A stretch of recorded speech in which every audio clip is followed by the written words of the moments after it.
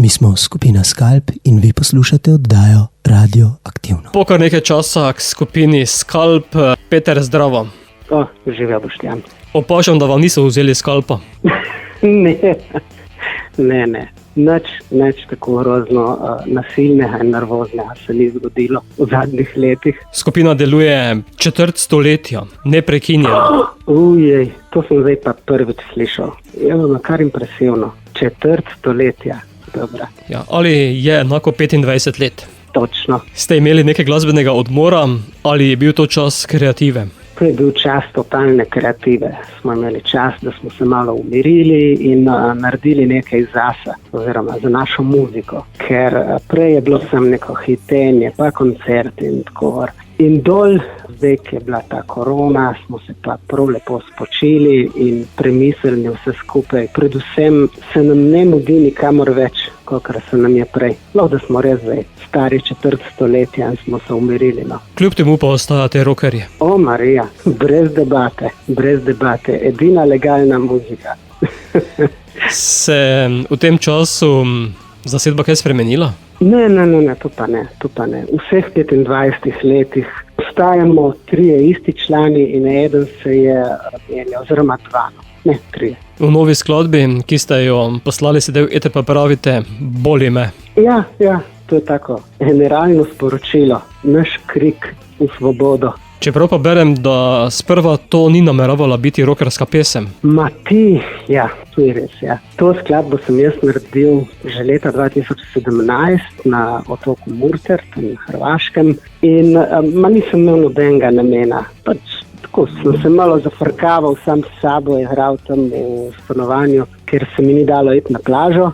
In sem si sam sebi pripovedoval eno zgodbico, tako. Moje zgodbe so ponavadi zmeraj vezane na osebnostno rast, ampak jaz naredim z tega ven, malo burke naredim z tega ven. In je bil res, prvotno je bil to rap komad. Ki bi ga ti zarepal ali kdo drug? Jaz sem ga mislil repati, ja. Sem ga tudi že posnel, demo posnetek, mislim, smo skupaj Skalpi, potem smo pa to poslali producentu in rekel, ne, fakt, to pa ne. Vi ste Skalp, vi ste rock in ne morete tako. In potem nas je vrhul nazaj na tisto pravo pot, recimo, no.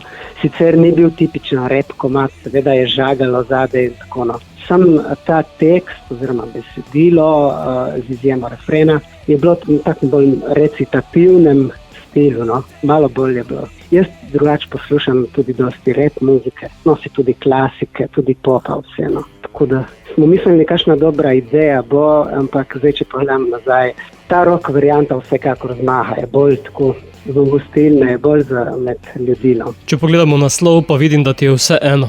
Ne, prav za vse mi ni vse eno, no. Neka mera mora vedno biti, ne. Saj pravim, če te preveč boli za vse, ne, te bo naslednji dan bolela glava, valjda. Je pa tudi res, da včasih nas premalo boli za vse, ne, in zaradi tega boli glava. Zdaj si treba zbrati tisto ta pravo pot in ponavadi je srednja pot brez kaj prava. Brez kaj. Omeniti je treba tudi videospot, v katerem igra kar 63 igralcev. Ja, kar megalomastičen podvig je bil. Vprašanje, če bomo lahko še kdaj sploh to ponovili, no, ker zdaj, kadar se bomo malo spočili od vsega tega, ali pa kadar bojo glave absorbirale, kaj se je pravzaprav zgodilo, no. Ker je trajalo kar pol leta od začetka do tega, da je spot na koncu bil objavljen na spletni, mislim na YouTube in tako, no. Ogromen projekt, ormozanski. Kot je videti, pa igralce iščete po celi Sloveniji.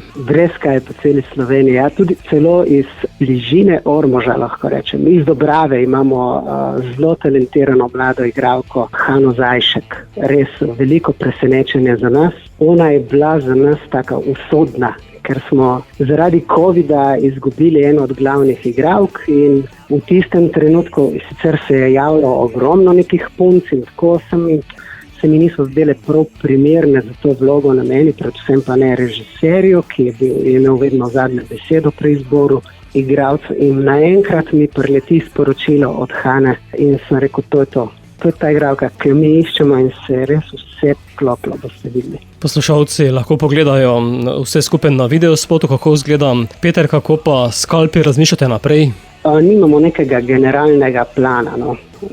kar je slišati mogoče čudno, ampak glejte, mi od tega ne živimo, od tega pa zelo uživamo. In ko bi ratalo enkrat obratno, da samo od tega živimo in ne uživamo več, bi bilo to strašno narobe. In to smo tudi že počeli, smo se grozno nekaj tako kot mladi mulci pahali po vseh teh recimo medijih in to pa dajmo nekaj novega pokazati. In tako pa smo pa videli sploh v zadnjih korona letih in to, kako je fajn živeti brez presinga, ker takrat je človek zares ustvarjalen. Kadar si pod nekim pritiskom, da moraš vsake 3 mesece dati nek nov single ven, kar se zdaj dogaja, to je zdaj moda, kadar si pod tem presingom praktično se ti blokira ustvarjalnost, ne vsem, ne moram reči vsem, ampak večini se blokira ustvarjalnost in se daje neke povprečne izdelke ven, ki imajo namen zadeti sicer te pravo publiko, včasih uspe, včasih ne, ampak jaz mislim, da se vidi, kdaj je srce vloženo v česarkoli počneš. No. Bova pa sedaj vašo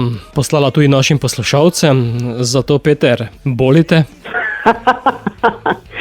Ja, v tem trenutku me res boli za vse.